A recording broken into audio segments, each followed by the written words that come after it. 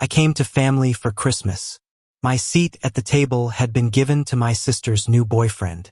My mom said, "We're kind of just doing immediate family this year." I smiled and got back in the car. 30 minutes later, my cousin texted on the family chat.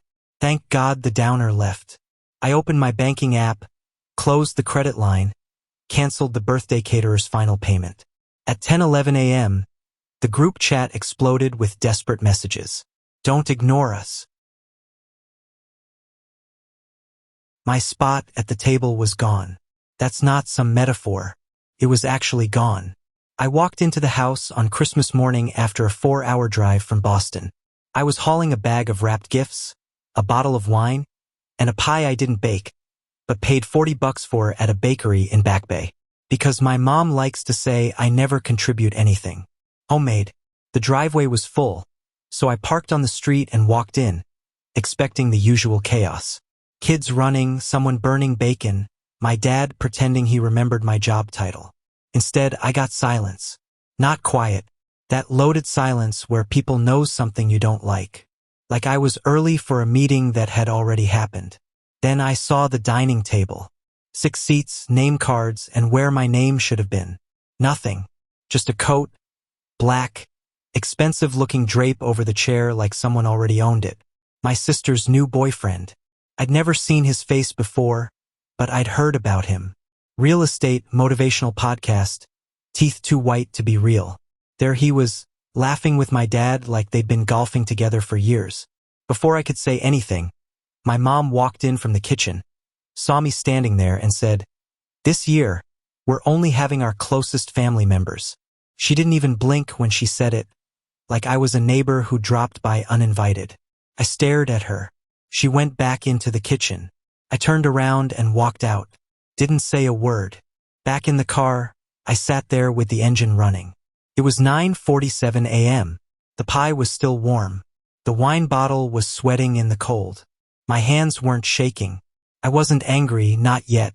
I just felt displaced, like someone had quietly moved my life an inch to the left and expected me not to notice.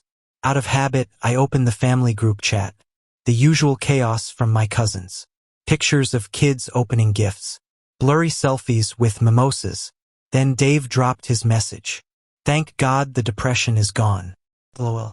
I stared at it for a full minute. He knew what I went through last year. They all did. The 6 months I stopped sleeping. The ER visit. The time my manager had to physically walk me out of the office because I couldn't breathe. The text I sent when I was at my lowest. Every one of them saw those messages, and that was the joke. 3 people laughed at it. One of them was my mom. That's when something snapped. I opened my banking app. First thing to go, the auto transfer that covered my parents' electric bill. Then the scheduled payment to the caterer for mom's birthday next month. Gone. The shared Google Drive I built and paid for. The one they all used to plan holidays, split costs, and organize trips. Deleted all of it. Then I closed the credit line they used when their furnace went out last winter. The one in my name, the one I made payments on without telling them because it was family. At 10:11 a.m., the group chat blew up. Thomas, where are you? Don't ignore us. Thomas, this is childish. Your mother is crying. No apology, no explanation, just panic. Because their backup plan was driving away. I didn't reply. I put my phone in the glove compartment and drove to a diner 20 minutes away, ordered eggs I didn't eat, and sat there thinking. They still didn't know what I knew. Dave, his kids, the thing with the towel, his daughter flinching when he moved too fast. Aunt Meredith calling me sobbing, asking me to keep it in the family, told me it was a bad day, that he didn't mean to hit her, that it wasn't even a hit, just a towel, just stress. She said reporting it would tear the family apart. But here's the thing. I'm not part of the family anymore. That's what they told me this morning. So I'm free and the next move is mine. By the time I got back to the motel that afternoon, they tried calling 7 times. My sister twice. My mom once, right after Dave posted another passive-aggressive gem in the group chat. Hope everyone's enjoying the drama. Merry Christmas. Someone reacted with a heart. I didn't answer any of them. I ordered Chinese food and sat on the bed watching reruns of some baking competition show, not tasting a single bite. The whole time I was thinking about that towel. It was 2 weeks ago, a Tuesday night. Aunt Meredith had called me out of nowhere, crying so hard she couldn't get a full sentence out. She said Dave had snapped. His youngest had spilled juice on his laptop. He'd been drinking. He grabbed a towel, swung it hard. It hit her arm, red mark almost instantly. Not the first time, she said. Not the worst. The older kid had started locking herself in her room at night. Meredith had found a dent in the drywall. Dave told her to shut up and keep the family out of it. That call ended with her begging me not to say anything. Please, Thomas. We'll handle it privately. You know how people are. It'll destroy everything. I said, okay. I didn't want to make things worse. I actually believed it could stay quiet. That was before I saw him making jokes about my depression. Before I saw his smug face at my parents' table in the chair they pulled away from me. Before my own mother laughed along with him. So I filed the report. That night, I still had the screenshot of her text describing everything. Still had the audio file from our call. I attached it all, filled out the form, signed it electronically, and submitted it to the Office of Child and Family Services. Took 10 minutes. The next morning, I woke up to chaos. 10 missed calls. Text from my mom. Did you really do this? You need to stop before you ruin lives. This is serious, Thomas. You don't understand. No, I did understand. What I didn't understand was how they thought I'd just keep playing along while they erased me from the family like I was the problem. I was the one who paid their bills. The one who helped quietly from behind the scenes while Dave was shoving his kids into silence and somehow still getting extra mashed potatoes at dinner. My mom tried calling again that evening. I didn't pick up. My sister texted me. Was that really necessary? I texted back 2 words. You started it. By the end of the day, I'd also unsubscribed from the college savings plan I'd been contributing to from my nephew. He was 7. I liked him, but he had a father who laughed about suicide now. Let him take care of it.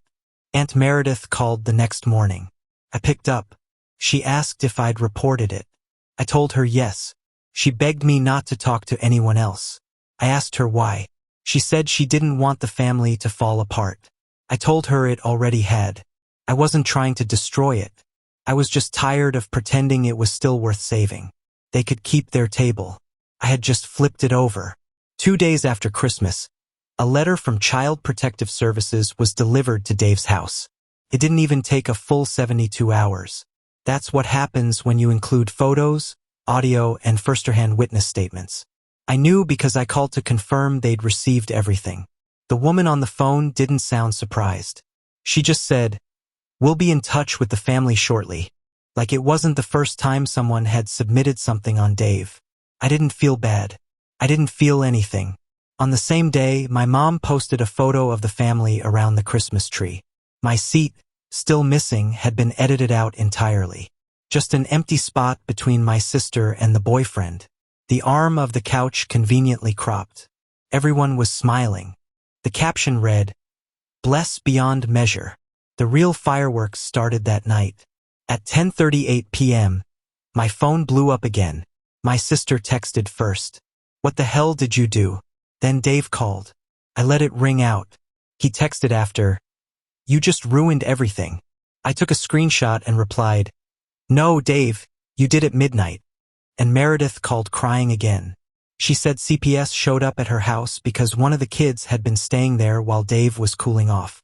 Apparently, he'd screamed at the caseworker, claimed it was a misunderstanding, tried to blame the bruise on poor Splay. The older daughter didn't back him up. Meredith was terrified, said the girl had asked if she was going to be taken away. I asked her if that seemed like something a kid says after. Poor Splay. She didn't answer. The next day, my dad finally called not to apologize, not to ask how I was. He opened with this, "You think this makes you a hero?" I laughed, actually laughed out loud. I told him I wasn't trying to be anything. He went on a whole rant about how I'd embarrassed the family, how you don't air dirty laundry, and how Dave was under a lot of pressure. I asked him where that energy was when I was having panic attacks and nobody visited. When I was one text away from a bottle of pills and nobody even called. When I paid his property tax last year without a word. He went quiet for a moment. Then he said the words I knew were coming. If you don't fix this, you're not welcome here anymore. I said, you already made that decision on Christmas morning. Then I hung up. That night, I wrote an email to the financial advisor I'd been using for years, the same one who helped me set up a trust fund for my parents, meant to kick in after they turned 70. I asked him to dissolve it, transfer everything back, stop all future planning related to their estate. And I told him exactly why. Because I'm done paying for people who treat me like a burden. Blood doesn't mean loyalty, he replied within the hour. Said he understood. The next morning, my mom texted me a photo. It was of the kitchen. My dad's medication was spread across the counter. Her message said, "We're going to lose everything. Is that what you want?" I didn't reply because she was wrong. They didn't lose everything. They just lost me. New Year's hit like a firecracker with no sound. I didn't even know it passed until I saw fireworks from a distance. Tiny flashes over a frozen lake through the pine trees. I was staying in a one-room cabin on a patch of land deep in New Hampshire near Lake Winnipegosis. It didn't have Wi-Fi. It didn't have plumbing. It had a wood stove, a bed, and a shovel. That's what I wanted. No noise, no people, no family. I found the cabin through a guy I met at a gear shop last year. He used to be a firefighter, now lived off-grid, and rented out cabins to people who wanted to vanish for a while. I paid in cash, no ID, no questions. When I told him I was just looking to disappear for a bit, he didn't even blink. For the first 3 days, I didn't touch my phone. I hiked for hours through the woods, climbed up frozen hills with snowshoes that gave me blisters, chopped firewood until my arms gave out. I lived off instant oatmeal and black coffee. I stopped thinking about the group chat. I stopped thinking about the empty chair at the table. I stopped thinking about how I used to be the one everyone called when things broke, when bills stacked up, when someone needed money that will pay back soon. By day 4, I was sleeping better than I had in years. No dreams, just darkness. Day 5, the phone finally buzzed. Weak signal. 1 bar. If I held it up to the window, it was Lily. She's the only cousin who ever seemed like she might have escaped the family programming. She was younger, quieter, didn't post passive-aggressive nonsense or kiss up to Dave.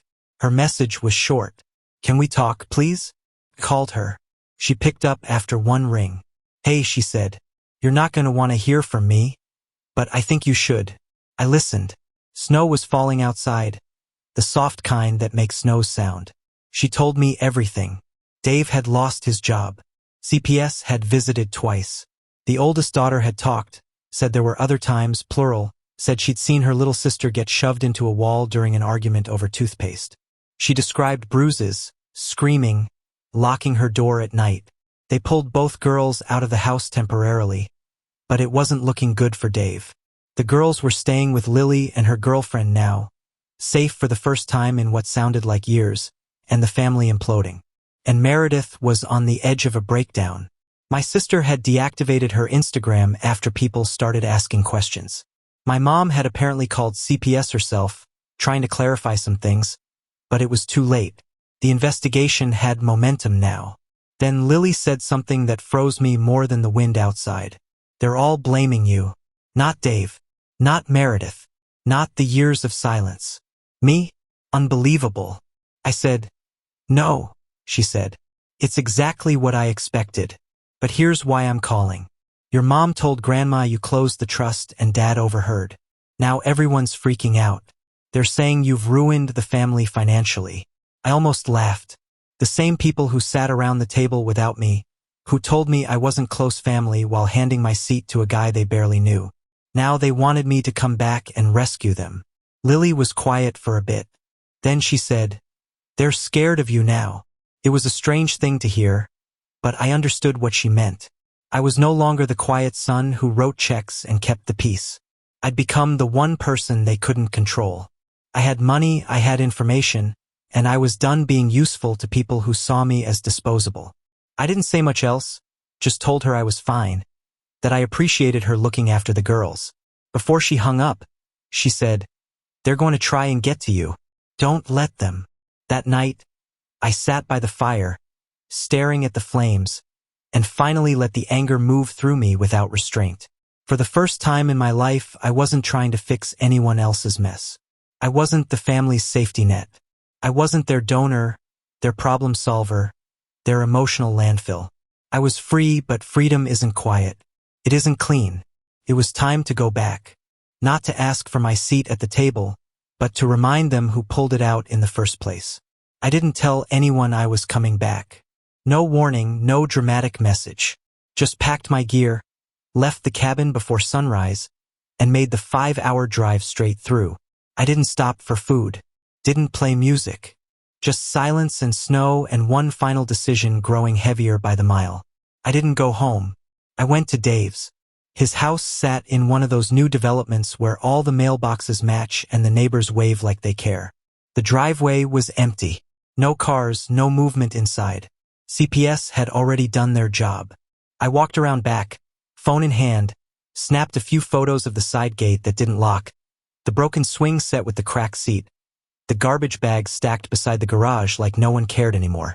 Just documentation. Then I drove straight to the courthouse and asked for the records office.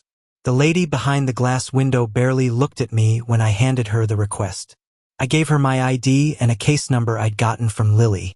I requested copies of everything, the investigation summary, the family statements, the incident photos, anything public, anything real. Then I waited while I sat in that ugly vinyl chair under flickering fluorescent lights. I thought about all the money I'd handed over through the years, quietly without a second thought. Birthdays, car repairs, rent, groceries, even a private tutor for my nephew when my sister said he was falling behind. I paid for that too. And now I had leverage. By the time I got to my parents' place, the sun was setting. The house looked exactly the same. My dad's truck was out front. The porch light was on. I knocked once and walked in. Still had a key. They were both in the kitchen. My mom froze when she saw me.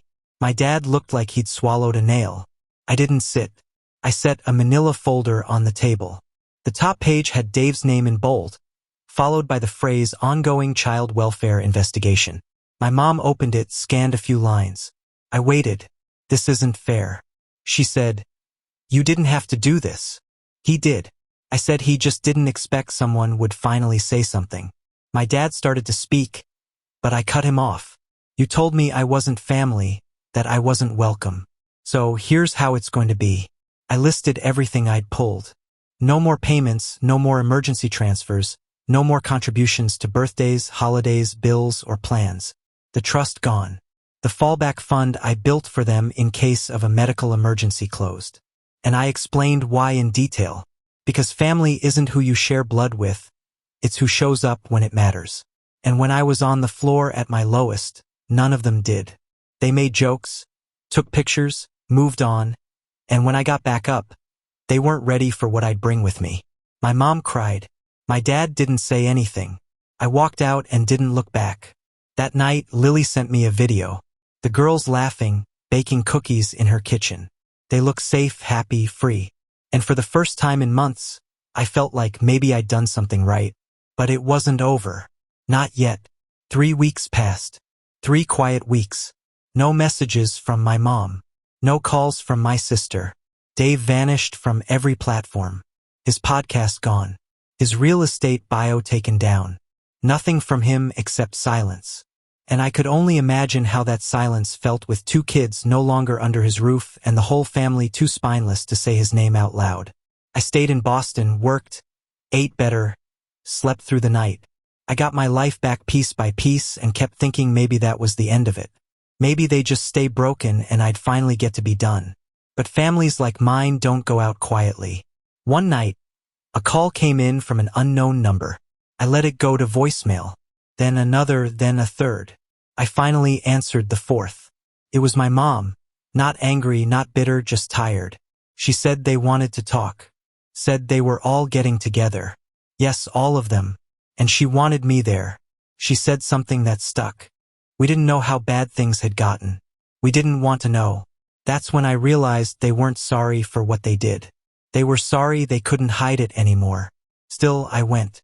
I didn't go for them. I went for the girls. For Lily, for myself, maybe. The meeting was at my Aunt Meredith's house. I walked in and all eyes were on me. The ones who used to whisper now stared. The ones who used to laugh looked down. Dave wasn't there. I heard he moved in with a friend across town. He'd been ordered to attend parenting classes. Supervised visits only.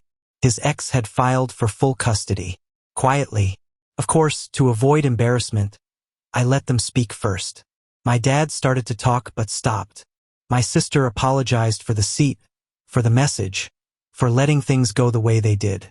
It didn't sound rehearsed.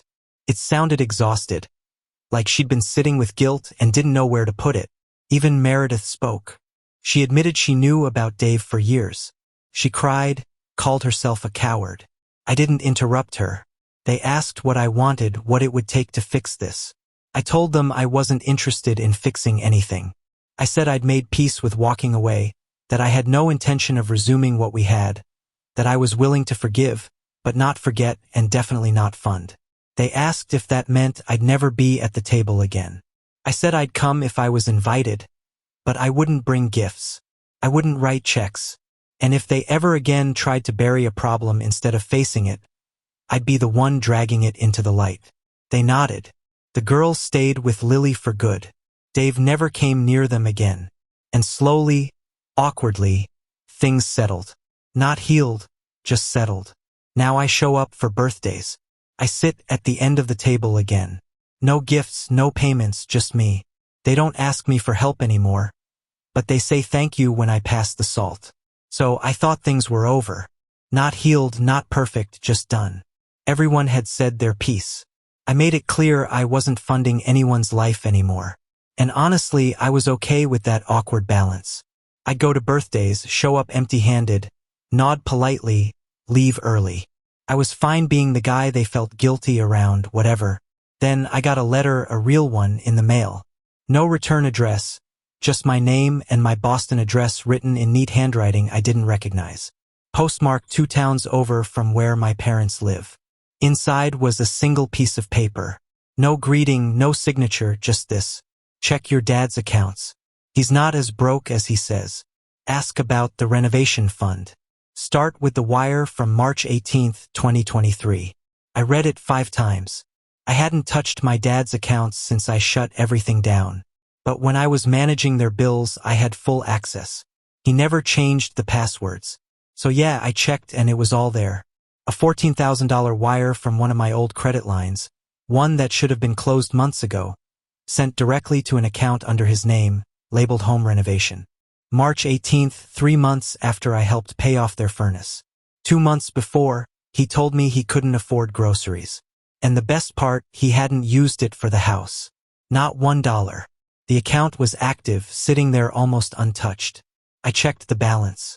$13,512. So, while I was skipping meals to keep them afloat, while I was paying off their overdue electric bill, my dad was stashing thousands in a side account. For what? In case his disappointment of a son ever stopped playing bank. I didn't say anything. Not right away. I made a copy of the transaction history, highlighted the wire, printed it out. Then I waited for the next family dinner and I brought a gift. Just one, a framed copy of the wire transfer. No note, no explanation. I handed it to him in front of everyone and said, "Thought you might want this for your records." You should have seen his face. He didn't say a word, just sat there holding it like it might catch fire. No one else spoke either. My mom looked like she wanted the floor to swallow her whole. And I just sat down, ate my dinner, left without dessert. They haven't invited me since.